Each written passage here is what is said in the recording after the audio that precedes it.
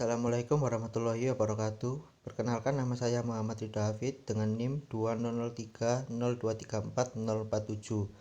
Pada video kali ini saya akan menjelaskan tentang analisis perhitungan menggunakan pendekatan geometri HF dan DFT pada kimia komputasi.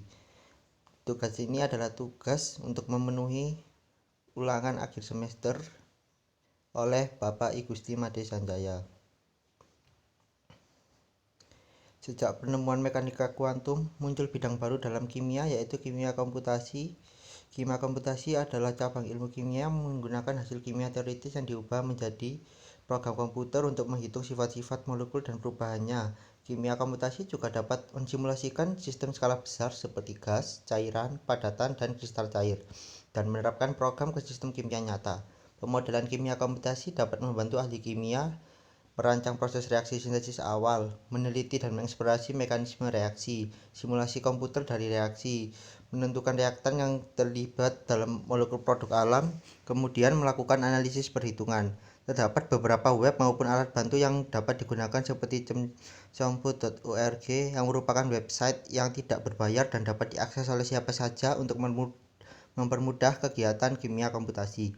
Bahkan, bagi pemula sekalipun, website ini sangat mudah untuk digunakan, dan pada jurnal kali ini yang digunakan dalam komputasi transisi adalah pendekatan geometri, HF, dan DFT. Pendahuluan. Sejak penemuan mekanika kuantum, muncul bidang baru dalam kimia, yaitu kimia komputasi. Kimia komputasi adalah cabang ilmu kimia yang menggunakan hasil kimia teoritis yang diubah menjadi program komputer untuk menghitung sifat-sifat molekul perubahannya. Kimia komputasi juga dapat mensimulasikan sistem skala besar seperti gas, cairan, padatan, kristal cair, dan menerapkan program ke sistem kimia nyata. Pemodelan kimia komputasi dapat membantu ahli kimia merancang proses reaksi sintesis awal, meneliti, mengeksplorasi mekanisme reaksi, simulasi komputasi dari reaksi, dan menentukan reaktan yang terlibat dalam molekul produk alam. Ada dua penemu hebat di bidang kimia komputasi. Kedua penemu ini bahkan memenangkan hadiah Nobel dalam sains karena kontribusi mereka dapat membantu ilmuwan masa depan. Walter Korn pada tahun 1998 dengan teori fungsional kerapatan, density functional theory atau disingkat DFT, dan John E. Pople yang telah berjasa dalam pengembangan metode komputasi kimia kuantum. Seiring dengan perkembangan ilmu pengetahuan, ilmu fisika mengalami perkembangan yang cukup pesat. Banyak teori-teori baru ditemukan, seperti penemuan bahwa partikel dapat bersifat seperti gelombang, atau sebaliknya, gelombang dapat bersifat seperti partikel, sampai pada penemuan mekanika kuantum. Dengan persamaan yang terkenal adalah persamaan Schrödinger. Persamaan Schrödinger yang dihasilkan tersebut merupakan jantung bagi kebanyakan ilmu modern. Semua penemuan tersebut hanya berlaku bila suatu partikel berukuran kecil dan memiliki energi yang kecil pula. Sejak saat itu, pemahaman ilmu kimia tidak hanya terjadi karena pengamatan hasil-hasil percobaan, tetapi juga pengembangan teori mekanika kuantum, yaitu untuk meramalkan sifat-sifat dari suatu atom ataupun molekul. Akan tetapi, penyelesaian persamaan mekanika kuantum tidaklah mudah jika hanya menggunakan kalkulator tangan. Seiring dengan pengembangan ilmu komputer, maka kemampuan dari suatu komputer dapat dimanfaatkan untuk menyelesaikan persamaan mekanika kuantum. Hal ini menyebabkan lahir subbidang baru, yaitu kimia komputasi yang merupakan bagian dari kimia teori. Pengertian kimia komputasi. Kimia komputasi adalah cabang kimia yang menggunakan hasil kimia teori yang diterjemahkan ke dalam program komputer untuk menghitung sifat-sifat molekul dan perubahannya.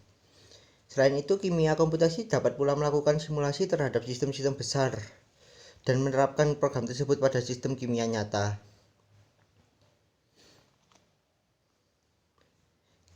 Kimia komputasi kini menjadi salah satu bidang dengan pertumbuhan tercepat dalam kimia, walaupun terdapat spesialis dalam bidang ini.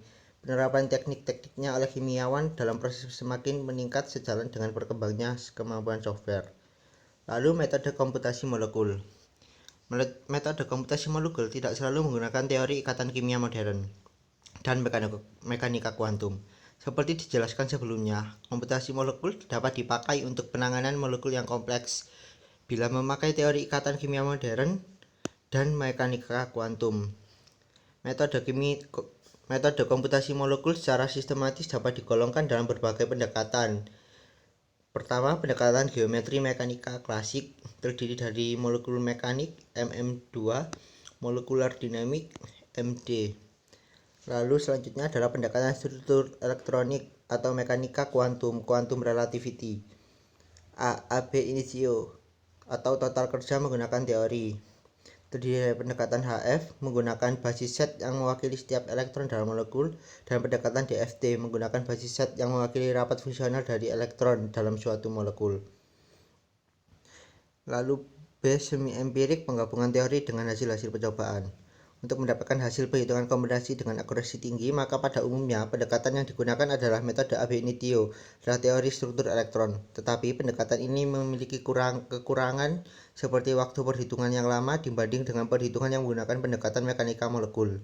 Sedangkan kelebihannya adalah pada umumnya menghasilkan perhitungan yang mendekati penyelesaian sebenarnya, karena semua pendekatan yang telah dibuat dapat dianggap cukup kecil secara numerik relatif terhadap penyelesaian sebenarnya. Secara umum, perhitungan dengan pendekatan struktur elektron ab initio memberikan hasil kualitatif yang sangat baik dan dapat memberikan kenaikan keakuratan hasil kuantitatif jika molekul yang dikaji semakin kecil. Dalam metode struktur elektron ini menggunakan hukum mekanika kuantum sebagai dasar komputasinya. Pemodelan molekul. Model didefinisikan sebagai gambaran sederhana atau ideal dari suatu sistem atau proses, seringkali dalam bentuk persamaan matematika atau perencanaan yang digunakan untuk memfasilitasi perhitungan dan prediksi. Oleh karena itu, pemodelan molekul tersebut terkait dengan cara untuk meniru perilaku molekul dan sistem molekul. Dalam kimia teori sendiri, kimiawan dan fisikawan bersama-sama mengembangkan algoritma komputer untuk memungkinkan peramalan sifat-sifat atom dan molekul dan atau lintasan reaksi untuk reaksi kimia serta simulasi sistem makroskopis. Kimiawan komputasi kebanyakan sekedar menggunakan program komputer dan metodologi yang ada dan menerapkan untuk permasalahan kimia tertentu. Di antara sebagian besar waktu yang digunakan untuk hal tersebut, kimiawan komputasi juga dapat terlibat dalam pengembangan algoritma baru agar diperoleh proses komputasi yang paling efisien. Terdapat beberapa web maupun alat bantu yang dapat digunakan, seperti cemcomput.org yang merupakan website yang tidak berbayar dan dapat diakses oleh siapa saja untuk mempermudah kegiatan kimia komputasi. Bahkan bagi pemula sekalipun, website ini sangat mudah untuk digunakan, dan pada jurnal kali ini yang digunakan dalam komputasi tersensi adalah pendekatan geometri HF dan DFT. Berikut adalah hasil penghitungan yang telah menggunakan aplikasi cemcomput. Yang pertama, kita melakukan pendekatan geometri. Dari data penggunaan pendekatan geometri pada NH2, 2CO, dan H2O didapatkan data sebagai berikut. Lalu harga entalpi reaksi dapat dihitung dari data-data yang telah terkumpulkan tadi, harga energi reaksi maju dan harga energi reaksi balik. Setelah itu dapat dibuat tabel yang menunjukkan grafik seperti pada gambar, yang diawali dengan naik lalu turun. Lalu adalah pendekatan selanjutnya, kita menggunakan pendekatan HF.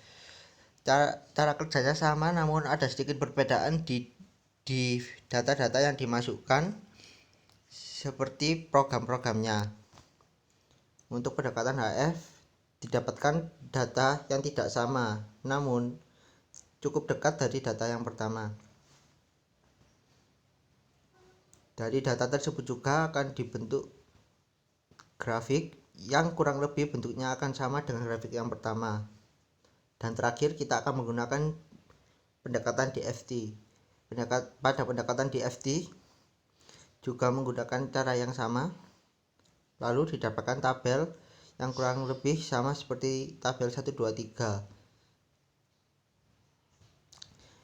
Pembahasan kajian komputasi dapat dilakukan untuk menemukan titik awal untuk sintesis dalam laboratorium, dalam arti bahwa ketika kita ingin mensintesis senyawa tertentu, banyak kemungkinan bereaksi yang dapat membentuk senyawa yang kita ingin sintesiskan.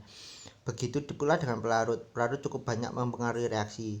Peran komputasi di sini adalah meramalkan dari sekian banyak reaksi dan pelarut yang mungkin, reaksi dan pelarut mana yang paling efektif dan efisien untuk membentuk senyawa yang kita inginkan, sehingga para kimiawan tidak perlu melakukan try and error untuk mencari reaksi dan pelarut yang efektif dan efisien untuk mensintesis senyawa yang kita inginkan. Kesimpulan, kimia komputasi adalah salah satu cabang ilmu kimia yang kini menjadi salah satu bidang dengan pertumbuhan cepat dalam kimia. Pemodelan kimia komputasi dapat membantu para kimiawan. Metode pendekatan dalam kimia komputasi sangat beragam dan memiliki kelebihan serta kekurangan masing-masing. Namun, untuk hasil yang terbaik secara teoritis, metode pendekatan HF memiliki tingkat akurasi yang lebih tinggi jika dibandingkan dengan metode pendekatan DFT. Namun, metode HF kompleks fungsi gelombang akan semakin meningkat dengan bertambahnya jumlah elektron. Jika dibandingkan dengan DFT, variabel yang tetap dijaga dan tidak terpengaruh oleh ukuran sistem. Terima kasih. Sekian presentasi dari saya. Wassalamualaikum warahmatullahi wabarakatuh.